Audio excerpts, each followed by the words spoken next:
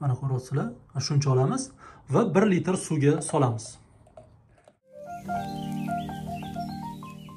Assalomu alaykum qadrli do'stlar. Bugun ko'pchilik uchun qadrli bo'lgan geran guli haqida gaplashamiz. Bugungi mavzu geran gulini tez va chaman gullatish uchun eng zo'r oziqalardan biri. Bu oziqani topish ham oson, narxi ham qimmat turmaydi va eng asosiysi natijani xudo xolisa albatta ko'rsatadi.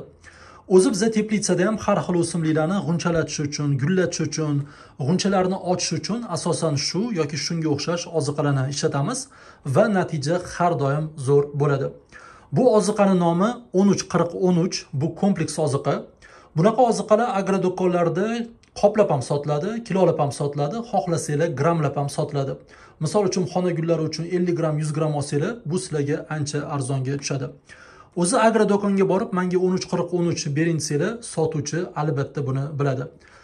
Va albatta solib berayotgan qopiga ahamiyat beringlar. Qopida 13-40-13 deb kattagina sonlar bilan yozilgan bo'lishi kerak. Do'stlar, birinchi bo'lib men sizlarga bu oziqa haqida yana ozgincha gapirib beraman va videoning oxirida qisqacha qilib o'lchash, tayinlash, ishlatishni ham albatta ko'rsatib beraman.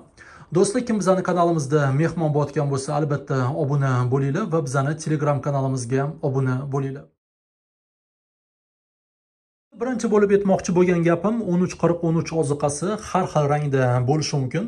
O'zi kompleks oziqalar har xil rangda bo'ladi, chunki kompleks oziqalarni har xil firmalar ishlab chiqaradi va firmani o'zi parashogini rangini tanlaydi.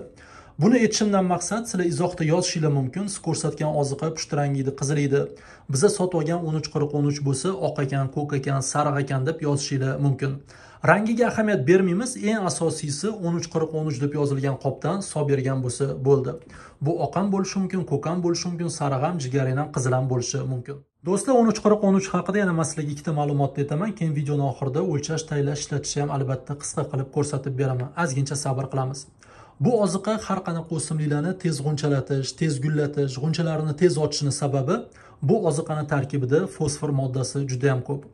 O'zi fosfor moddasi o'simlikka yetarli bo'lsa, tez g'unchalaydi, g'unchalarni ham tez ochadi va chaman gullaydi. Agar o'simlikka fosfor moddasi yetishmasa, g'unchalashi, gullashi umuman bo'lmaydi yoki juda ham sust bo'ladi. Bu oziqa yordamida biz o'simlikni fosfor bilan to'yintiramiz. Yana bitta ma'lumot, bu oziqani o'rniga qanaqa oziqalarni ishlatsa bo'ladi? O'xshash oziqalarni ishlatsanglar ham bo'ladi. Misol uchun 11-40-11 degan oziqa bor, 10-52-10 degan oziqa bor yoki 10-54-10 degan oziqa bor. Hammasi zo'r. Men bu oziqani sizlarga tavsiya berayotganimning sababi, bu oziqa ommabop, buni topish oson.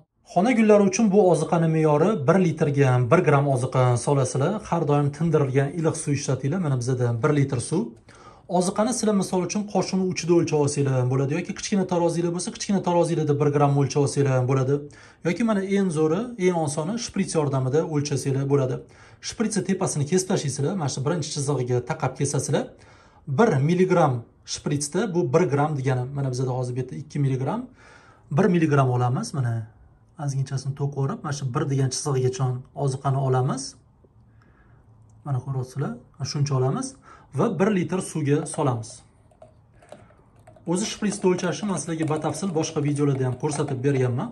Mana oziqani soldik, yaxshilab aralashtiramiz va xona gullarimizga beramiz. Mana oziqamiz tayyor. Endi men sizlarga buni ishlatishni ko'rsatib beraman. Geranga biz oziqalarni barg orqali bermaymiz, ya'ni barglarga sepmaymiz, chunki geran bargiga suv tegganini yoqtirmaydi. Geranga biz oziqani ildiz orqali beramiz, ya'ni tuprog'iga qo'yib. Do'stlar, bizning YouTube kanalimizga albatta obuna bo'linglar. Keyingi videolarda xudo xolasa gullatadigan boshqa oziqalar haqida ham gapirib beramiz. Va albatta bizning Telegram kanalimizga obuna bo'linglar. Telegram kanalimizda har kuni faol biza xona gullarini parvarish haqida har kuni qanaqadir qiziqarli ma'lumotlar bo'ladi. Va juda ko'p xona gullarini parvarish haqida batafsil ma'lumotlar bor. Do'stlar, yana sizlarga shuni tavsiya qilmoqchiman. Albatta Pyotr Plexanov universal tuproqlarini ishlatib ko'ringlar. Juda ham ko'p ishlatgan odamlar bizga minnatdor bo'lyapti. O'zim ham 2 yildan beri ishlataman. Zo'r tuproq, tarkibida torf, biagumus, perlit, vermikulit, har xil narsalar bor. Har qanaqa xona gullar uchun ishlatsanglar bo'ladi.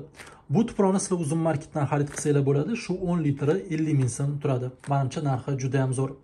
O'zi Pyotr Plexanov uzumdagi do'koniga kirsanglar, har xil tuproqlar, tuproq uchun qo'shimchalar, har xil tabiiy oziqalarni topsanglar bo'ladi. Bizning Telegram kanalimizga kirsanglar, o'zi Pyotr Plexanov profilini yoki uzum marketi do'konini ham albatta topasizlar. Do'stlar, endi videoning oxirida men sizlarga bu oziqani ishlatishni ko'rsatib beraman.